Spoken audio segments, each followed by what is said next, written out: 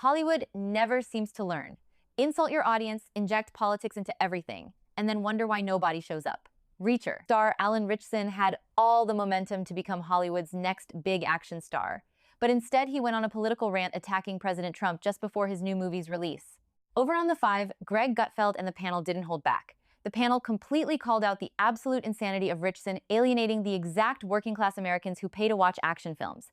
Before we look at Hollywood's latest self-inflicted disaster, smash that like button, drop a comment, and subscribe. Let's get right into it. Hollywood can't quit their TDS. Actor Alan Ritchson, who stars in the hit action series Reacher, pretending to be the tough guy he plays on screen, raging about Trump and fantasizing about beating him to a pulp.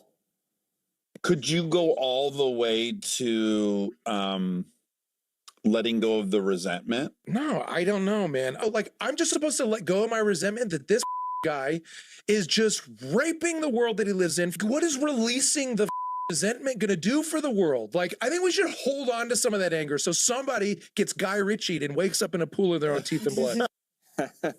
Emily, what's going on with this guy? I don't know.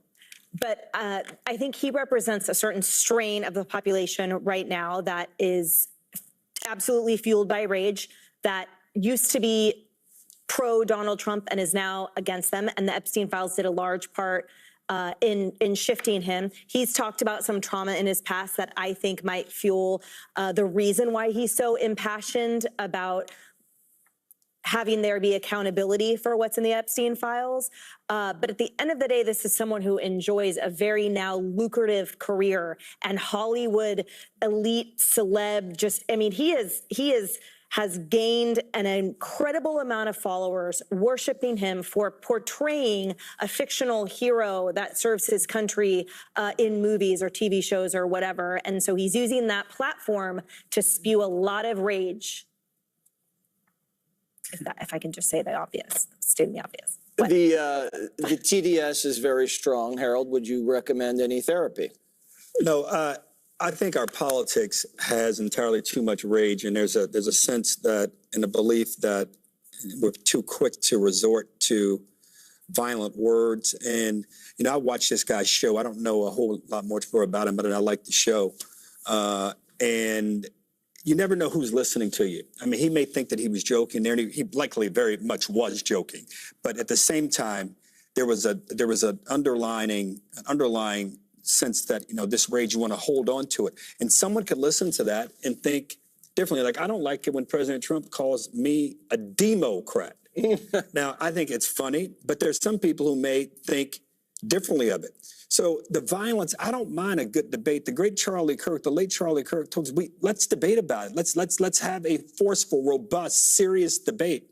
But once you start talking about killing somebody or enacting violence against somebody, on either side, it has to be condemned. And I condemn this young guy's words for, which I hope he didn't mean, but he should take them back. Wasn't this the guy, Dana, that was getting into some fight in the lawn from some guy on a moped last week?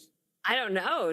Oh, wow. The answer is yes. Missed that. Okay, yes, that happened. Was that on TDS Tuesday? Yeah, I think it was. It happened months ago, and the neighbor was at fault. Okay. I watched the show. I didn't really know anything about him. I don't know why celebrities feel like they need to go on a show where you're going to get asked about politics. I mean, a lot of people watch the show. But maybe now half of them won't. I mean, you don't have to be a Trump supporter, but why be a Trump hater when everybody is watching Amazon? Greg, is this the guy you beat to a pulp the other day? Yes, it is. This has nothing to do with politics, and he wasn't joking. It says absolutely nothing about Donald Trump, but it says too much about him. Resentment, Dana? Yes? It's like taking a poison and waiting for the other person to die. And if you look at him, it is really a powerful contrast. A guy that is so physically fit, but spiritually he's diseased. It's probably likely connected. The obsession is a distraction. He's not enjoying himself. This is not TDS. TDS is something else. There's something deeper. Emily alludes to it, and it serves as an example to a lot of the things that we've seen on the streets, the assassination attempts, the romance of violence, is that there are underlying issues to the actions that if you remove the Trump is evil narrative, there's something else there. And this just happens to bring it out. He was a model in the Bruce Weber era. I'm sure there was something that happened there. He had suicidal periods in his life, very serious stuff. And I think, you know, when the interviewer was trying to get at the fact that it's the resentment that is eating him alive, and he's essentially poisoning himself. And no amount of, you know, squats and bench presses are going to get rid of that. The box office numbers tell the story. Ritchson's new action movie, Motor City, reportedly cost $30 million to make and opened to just $1.6 million. Whether politics played a role or not, that's a brutal opening weekend. Who does Hollywood think buys tickets for gritty action movies? Everyday Americans. Yet Ritchson spent part of his press tour attacking the very audience expected to support his film. Celebrities love calling themselves independent thinkers, but repeating the same political talking points everyone in Hollywood agrees with isn't exactly breaking new ground. Insulting the people who pay your salary is not brave, it's terrible business. Instead of listening to the audience, too many Hollywood stars surround themselves with people who tell them what they want to hear. Meanwhile, many moviegoers are choosing to spend their money elsewhere. Thank you for watching. Hit that like button, share this video everywhere to expose Hollywood's double standards, and subscribe so we can keep calling out this absolute circus. Let me know in the comments below, are you done supporting Hollywood actors who insult their own audience? See y'all in the next one.